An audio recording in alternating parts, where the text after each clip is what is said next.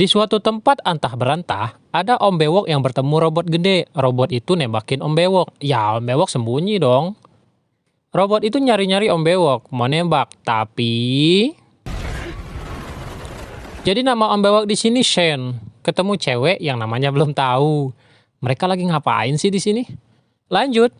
Ada orang yang di lehernya ada kayak semacam alat gitu. Dari label bajunya kita tahu lah ya namanya itu Armstrong, sang penjelajah bulan. Bukan itulah ya, Armstrong yang lain nih. Kenapa ya ada alat di lehernya? Tonton aja dah, ntar juga kayaknya kita bakal tahu fungsinya. Habis itu dia minum, tapi airnya habis. Terus masuk ke gudang, nyari-nyari apa yang bisa dipakai. Dia nemu kotak persenjataan yang isinya pistol gede banget. Di sini dia ngelihat ada semacam kayak robot manusia yang lagi mau masang kepalanya, tapi habis itu ngilang. Nggak lama, ada yang datang. Doi ketakutan. Ada cewek yang ramah banget bertemu sama dia. Mereka ngobrol, tapi Armstrong masih belum ngerti. Ini kok gue ada di sini sih? Dan... Suara sirine mengejutkan Armstrong. Dikira jam masuk sekolah kali. Armstrong keluar dan nanya ke cewek ramah. Itu suara apaan sih? Si cewek jawab, itu suara pertanda ada rekrutan baru. Memang sih nampak di pesawat ada yang terjun payung. Mirip-mirip kayak FF atau PUBG lah ya. Jangan-jangan nih film terinspirasi dari sana kali. Oke lah, kita lanjut nonton aja. Gue juga masih penasaran nih film kayak mana. Tiba-tiba... Lah kok cewek ini malah ngekill Armstrong ya? Ada apa ini? Armstrong sekarat sambil megang lehernya. Dan ternyata bener, ini semacam kayak game gitu. Mereka ini playernya. Tapi kok Shen sama Armstrong nggak nge ya? Apa karena mereka ini bot? Atau gimana nih? Si cewek temannya Shen nemu pistol gede. Lah kok si cewek ini nggak ngekill si Shen? Lanjut aja dulu dah, daripada pusing. Banyak juga cok player barunya. Shen ngeliat ada juga yang turun pakai parasut. Baru mau nembak ada sirine lagi. Player baru gulung parasut, ketemu robot. Ada cewek yang nolongin player baru dengan nembak tuh robot. Mereka kabur. Ngeliat-liat perlengkapan dan nyusun strategi, mereka jalan sambil ngobrol. Dan...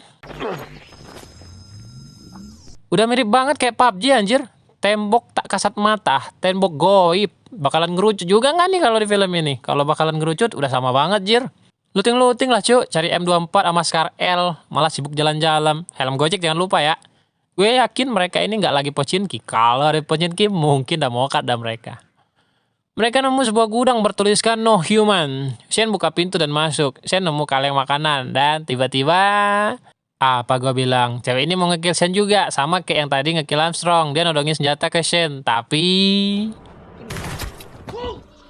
Lah kok?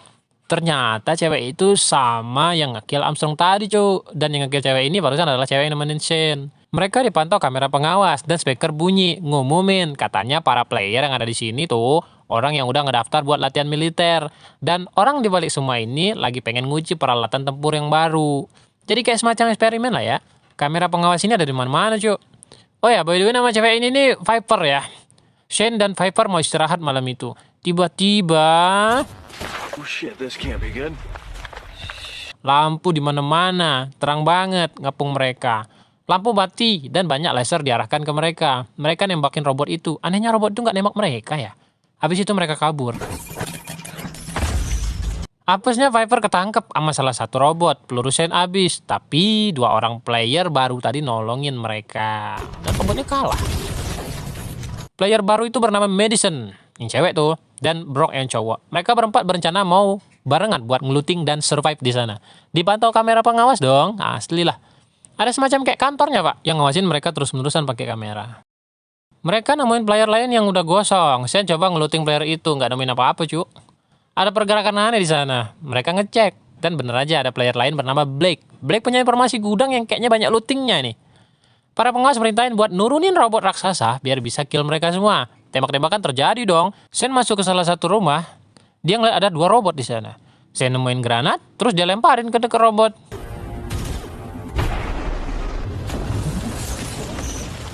Satu tumbang. Masih ada 1 robot gede lainnya. Granat udah kepake, tapi... Viper berhasil melumpuhkan robot lainnya itu. Ternyata ada lagi robot gede lainnya, cok. Mereka kabur. Blake nunjukin tempat sembunyi. For your information, brother. Ternyata robot manusia yang dilihat oleh Armstrong di awal film tadi, itu ternyata si Blake ini, cok. Gila nggak tuh? Di pusat fasilitas, anak buah pengawas ngomong ke bos, katanya para robot-robot di lapangan ini udah keputus koneksinya ke fasilitas. Kayak semacam error gitu. Bos tetap santuy ngedengarnya. Gue curiga dia sama nih bos. Salah satu anak buah bos pengawas dikeluarin dari gedung karena kesalahan yang nggak masuk akal buat dikeluarin. Dan lu tau lah, dia nggak punya senjata kan. Apalagi skill-skill kayak gimana gitu, orang dia jago coding kan. Para player memutuskan untuk membagi dua tim. Satu tim ngalor, satu tim ngidul. Ngalor ngidul jadinya. Timnya Brock masuk ke gedung, dan Brock nemuin ada jejak baru yang ngarah ke pintu. Ternyata itu adalah Sersan yang dibuang bos pengawas tadi.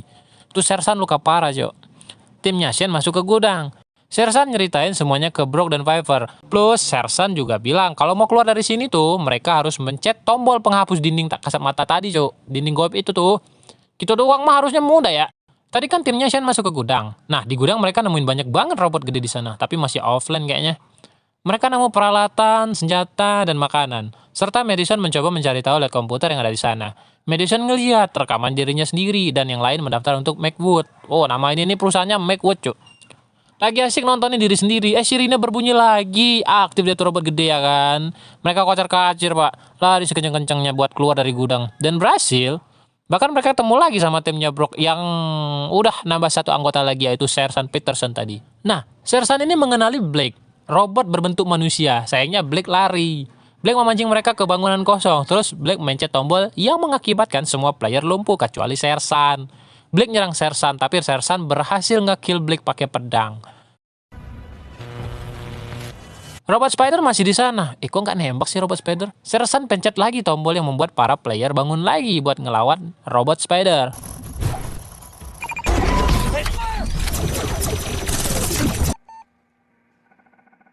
Bos pengawas kesel dan nyuruh bawahnya nyiapin senjata pemungkas. Sersan nyopot kamera pengawas, dan juga nyopotin satu persatu alat yang ada di leher para player, serta nerangin kalau robot-robot itu diprogram buat mempelajari semua data setelah robot yang lain tumbang. Jadi modelnya tuh, satu tumbang, yang lain belajar pakai data kenapa dia bisa tumbang gitu loh. Satu tumbang lagi, yang lain belajar lagi pakai data. Gitu deh seterusnya sampai robot AI ini benar-benar pinter. Jadi robot ini diprogram buat belajar sendiri deh, cuy. Bahaya ini, gawat nih kalau ada di kehidupan nyata. Sersan Peterson bilang ada sebuah bunker bawah tanah yang mungkin bisa buat ngelawan bos pengawas dan bisa memutus dinding goib tadi. Mereka lagi di sebuah rumah, kayaknya nemuin ciri-ciri bunkernya dari atas deh. Piper maju buat ngintai, tapi...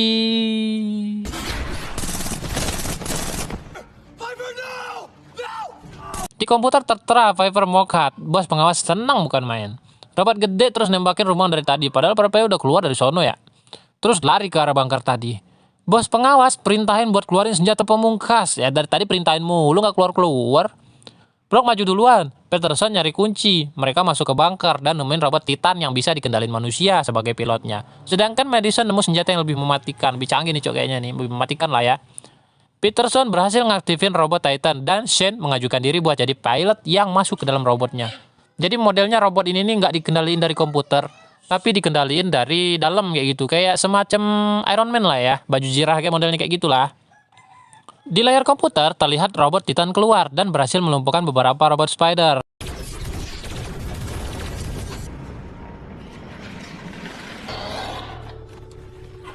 Senjata pemungkas udah mulai keluar. Gede banget raksasa ini mah. Robot Titan kelihatan kecil banget di hadapan robot itu.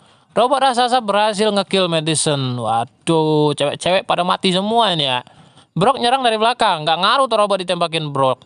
Robot Titan nyerang pakai roda, nggak mempan cuk. Robot raksasa pakai tangan mukul robot Titan. Loh, pakai tangan, nggak ada senjatanya ini. Robot Titannya kelempar jauh. Nah loh, robot kecil tadi yang nyerang player malah balik nyerang robot raksasa. Ini maksudnya gimana sih, kok bisa anjir? Robot kecil malah bantuin para player. Apa ini, ulah Peterson mungkin kali ya? Soalnya datanya nggak keluar-keluar nih bocah. Mungkin Peterson yang ngotak-ngatik datanya biar pada robot kecil ini ngelawan robot yang raksasa itu ya. Nah, kan baru keluar nih bocah, pakai mobil ngejemput Shane sama Brock. Mereka kabur pakai mobil menuju pagar goib dan gara-gara pakai alat yang Peterson ciptain, mereka bisa nembus pagar goib itu. Dan ternyata alat diciptain Peterson bisa ngeledakin kantor pengawas beserta robot raksasa tadi. Ending yang membanggongkan. Filmnya segitu aja, abis tuh filmnya. Kok mudah banget ya robot yang segede itu, robot raksasa itu mati gara-gara pakai satu alat cetir gitu. Kayak semacam detonator kali ya. Mungkin ini remote jarak jauh. Lo udah nangkep belum film ini nyeritain apaan? Kalau gua nangkep sih, tapi ya sekedar-kedar kayak ambigu gitulah. Ya udahlah, pokoknya tonton aja filmnya ya. Filmnya bagus kok kalau ditonton dengan serius. Oke, sekian dulu video dari gue. Bye bye. Subscribe gak lo? Kalau nggak subscribe, gue